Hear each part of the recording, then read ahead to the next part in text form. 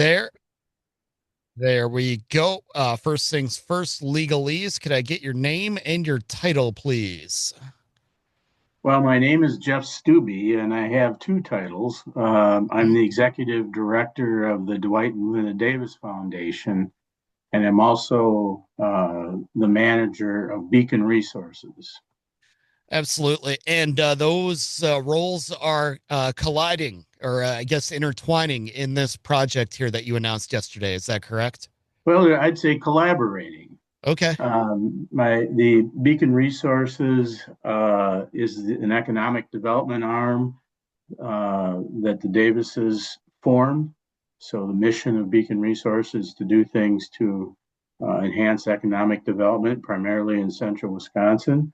The Dwight and Linda Davis Foundation is the philanthropic arm of the Davises. And one of our philanthropic goals is economic development as well, among other things. Yeah. So, how are you planning to kind of put that in motion here over the next couple of years? Well, we're hoping, we're still doing some market research on this project, and we're hoping that we finish that up shortly. We've actually been engaged with the city on the project. We announced it now because we just applied for a zoning change for the property because the building is 7 stories and the zoning is limited to 5 there. We also need a conditional use permit, and it was going to go before the planning commission. So the project was going to be somewhat public. So the thought was, well, let's announce it, tell people what we can right now, and and so that's why the timing came out like it has. I think the most important thing to point out is that the 55 plus apartments, community, senior living facility, let's call it, in downtown Wausau. Our idea is downtown as a campus, and you've got the landing at the YMCA, which has been the biggest project the Davis Foundation has done to date. In fact, it was just remodeled, and the landing is a very successful operation. And having the 55 plus living community right there is, an expansion of what we are already doing with seniors. Yeah, and so tell us about the project and just the scope of it, because I think when you bring up 7 stories for something like this, that's probably going to be pretty jarring to some people saying, wow, does downtown need something this big? Yeah. Well, so let me give a little background on 55 plus communities to set this up. Uh, Around the country, 55 plus communities have been primarily built in larger metropolitan areas in the suburbs, and uh, they become their own little community, and people don't leave that community very often. Our thought here was that we're going to do this in a community, in a town or city, this in the Wausau metro area this size, which is a lot smaller than what a lot of these others are at, with the idea that downtown would serve as the campus.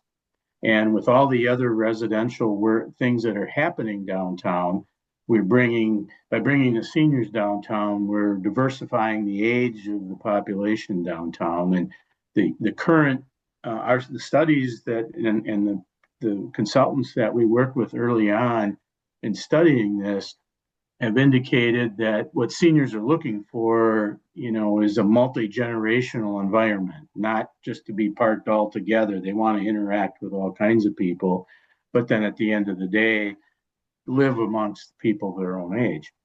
So that was the motivation behind, the idea. Now, to get to your question on 7 stories, the senior living communities, there's generally a premium on rent because of all the amenities that they offer. The facility will have the top floor will not have any residences in it or apartments. It'll be dedicated to space that the seniors can use for events, family, outdoor type things. And you know, from downtown, if you put up a 7-story apartment, you can have beautiful views for outdoor activities, you know, and the like. Um, in addition to that, having 20% or more of the building dedicated to amenities, you need that much space to get 70 apartments in. And these apartments are just a little bit bigger than the typical apartments, even though there'll be one bedroom and there'll be one bedroom with a den and two bedroom with a den and so on. These are be larger than two-bedroom units, you know, down the street or along the river. And the target here is seniors that are downsizing. They currently, we think a lot of these people are currently living in homes Hmm. and they're accustomed to a certain style of life in their homes and they want to downsize, but they don't want to give up all of their amenities when they downsize, their home amenities. So we're hoping to cover a lot of that. And the economic benefit, one of the economic benefits is that we think 35 or more homes will become available on the market in the next few years as this fills up. And we all know about the housing shortage. Yeah, exactly. So you actually covered my next question there, because this doesn't seem like a project that would help out somebody like, again, say me, if I didn't have my house by freeing up or creating extra living space, but it actually does on the back end, because you free up those houses as these people move into these units, or as you said, downsize, sell off some things, and just prepare to live kind of a slower life. But as you brought up there, I don't know that slower is the right term, because this is going to have the social spaces. Looks like you're talking about a workshop, fitness area, things like that, and then being within walking distance to shops and other various events downtown. Concerts on the Square being another one. Seems like these people might want to keep up their pace of life for a few years, right? Right. Well, it's 55 plus, first of all, not 80 plus. And you know, I'm 68 myself and I feel pretty active yet. And a lot of people, I've got friends significantly older than me and they're pretty active. So Sure. um, you- the we want this property to be appealing to active people, but we recognize that it's real common in couples. You can have one that's real active and one is starting to have health issues. So you know you have that, and so we also incorporating into the complex separately an assisted living facility. And so residents of this facility would be able to move up first onto that assisted living facility waiting list just by being residents here. So while people don't like to talk about it, it does start to solve their problem about, okay, what's next when I can't manage my own property anymore or my own apartment? Hmm. So, and then the next steps on this, obviously, you said it's going to be going to the Planning Commission. There is a building there on the site. Does that need to be raised to get this going? Yes, it does. We've been working with the tenants. The tenants have been wonderful and cooperating because we let them know what the project is about, and they recognize that this is good for the community. Not many communities around the country our size have a 55 plus, you know, living facility apartment complex. So they're working with us, and we're hoping that I'm pretty confident that all the tenants will be out by March 31, and then in April we can demolish the property.